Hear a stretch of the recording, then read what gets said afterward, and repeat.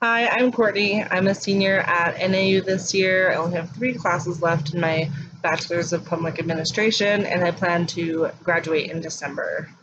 One of the challenges I saw during COVID was communicating through masks. When COVID first hit, I worked at a prison, and obviously tensions are high there already. And with the uncertainty of how things would be handled, they did escalate.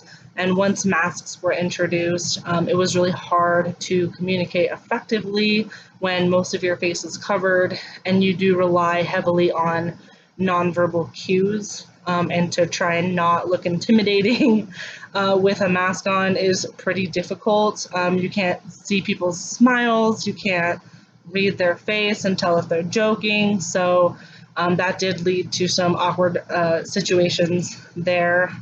I eventually decided to leave that setting and work for the city, and also there ran into some awkward conversations in April when masks came down. I didn't recognize a lot of my coworkers, and so wondering if that person should be in the office did lead to some awkward times.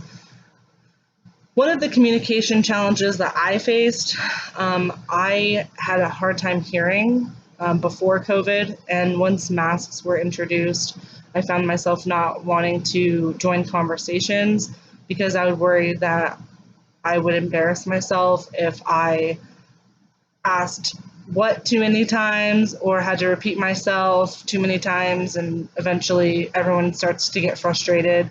So, not joining conversations is something that I personally dealt with through COVID.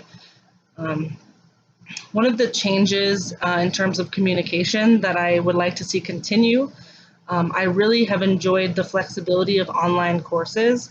I really enjoy taking the classes that I want to take versus what's available online. I've always taken online through NAU, and before COVID, you would just take whatever classes were available to satisfy the degree um, aspects.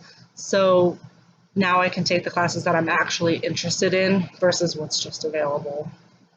One of the things that the leaders in my life have done to build communications or connections is really good customer service. When I first started at the city, that was a huge aspect for them, and they wanted me to grasp it quickly. Having good follow through really helps build connections with people. And honestly, I've started sharing more about myself with coworkers just to let them know that, hey, I'm not just the girl from HR throwing up red tape. I am a human being. I have a life. I do things as well. So, yeah, those are some of the things that I've personally learned and have learned from my leaders to build connections. So, thanks for listening.